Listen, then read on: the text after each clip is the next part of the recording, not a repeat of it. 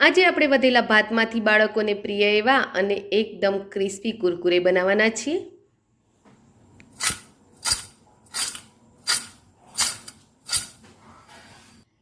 આમ તો દરરોજ રૂટીન પ્રમાણે આપણે જેટલું જોતું હોય એટલું બનાવતા હોઈએ છીએ, પણ ક્યારેક ક્યારેક એવું બની જાય છે કે વસ્તુ વધારે બની જતી હોય છે। આજે મહેમાન આવી ગયા હતા તો ભાતનું પ્રમાણ થોડું વધારે વધી ગયું હતું, તો આજે આપણે આ ભાતમાંથી એકદમ ક્રિસ્પી નાસ્તો તૈયાર કરીશું, એટલે કે બાળકોને પ્રિય એવા કુરકુરે બનાવીશું।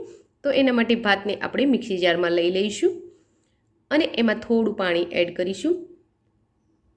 તો બહુ પાણી એડ કરવાનું નથી, આમાં થોડું જ પાણી એડ કરીશું, જરૂર લાગે તો પછી થોડું એડ કરીશું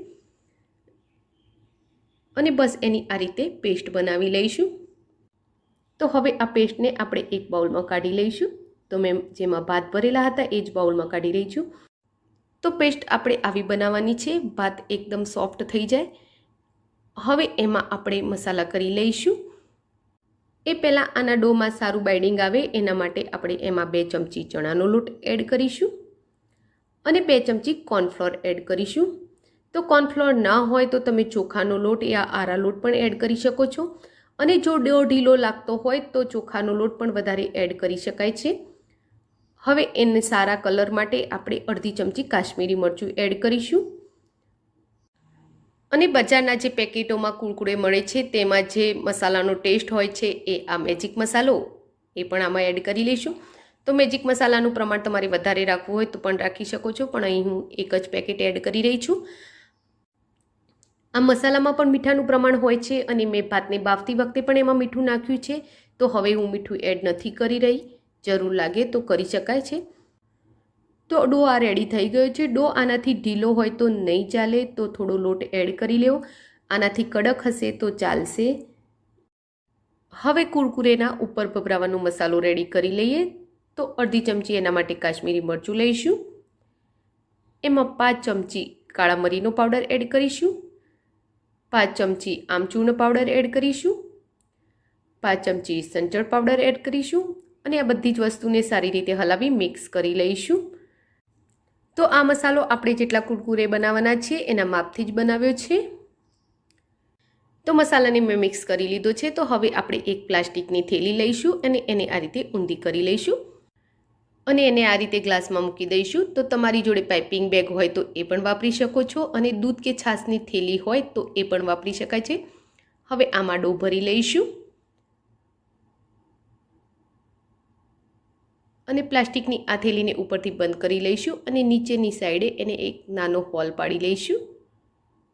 તો બસ એકદમ નાનો હોલ પાડીશું આપણે અને હવે મેં પેનમાં તેલ ગરમ થવા મૂકેલું છે, તો એમાં આ રીતે નાના નાના કુરકુરે પાડતા જઈશું। તેલ ગરમ થાય પછી જ એમાં કુરકુરે મૂકવાના છે અને ગેસના ફ્લોને એકદમ ધીમો રાખવાનો છે। તો બસ બેગને આપણે ઉપરથી પ્રેસ કરીશું તો કુરકુરે નીચે પડશે અને જેવી છોડી દઈશું એટલે તૂટી જશે। તો આ રીતે એને કોઈ કાપવાની યા કોઈ પણ ઝંઝટ વગર તમે આસાનીથી પાડી શકો છો।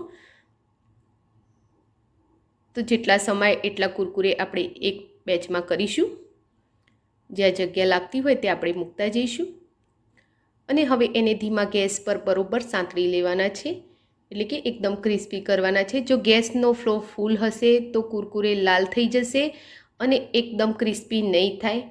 તો એને અંદર સુધી આપણે ક્રિસ્પી કરવાના છે। તો જ્યાં સુધી એમાં બબલ્સ દેખાય છે ત્યાં સુધી આપણે એને તળીશું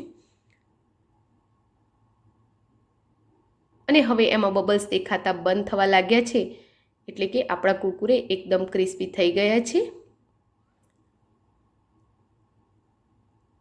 તો જે થોડા થોડા દેખાય છે એ બંધ થઈ જાય એટલે આપણે એને બહાર કાઢી લઈશું। તો હવે આપણા કુરકુરે રેડી થઈ ગયા છે। તો આપણે એને બહાર કાઢી લઈશું।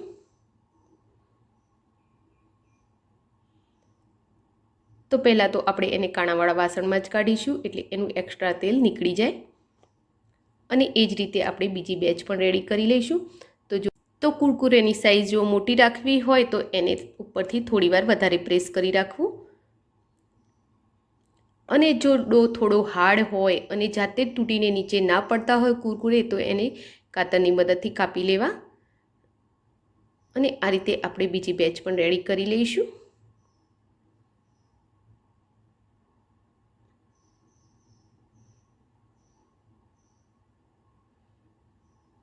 તો પહેલાં થોડીવાર એને હલાવ્યા વગર જ થવા દેવાના છે અને પછી આપણે એને હલાવીશું, એટલે કે થોડા ઉપરથી ક્રિસ્પી થઈ જાય પછી આપણે એને હલાવીશું.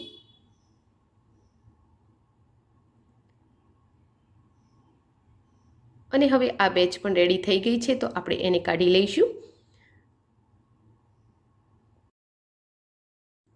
તો કુરકુરે આપણા એકદમ ફૂલી અને એકદમ ક્રિસ્પી થયા છે.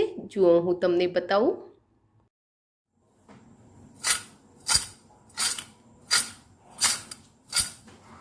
હવે આપણે તૈયાર કરેલો મસાલો એના પર ભભરાવી લઈશું અને એને હલાવી મિક્સ કરી લઈશું. તો આ કુરકુરે આપણા રેડી છે અને એ જ રીતે આપણે બીજા કુરકુરે પણ રેડી કરી લઈશું. તો જેમ જેમ આપણે એમને બનાવતા જઈશું એમ એમ એના ઉપર મસાલો ભભરાવતા જઈશું. તો ફ્રેન્ડ્સ, તમને મારી આ રેસીપી કેવી લાગી એ કોમેન્ટ બોક્સમાં જરૂરથી લખજો. અને તમને આજની જો આ રેસીપી ગમી હોય તો વિડીયોને લાઇક અને શેર કરજો. Thank you for watching my video. જય શ્રી કૃષ્ણ.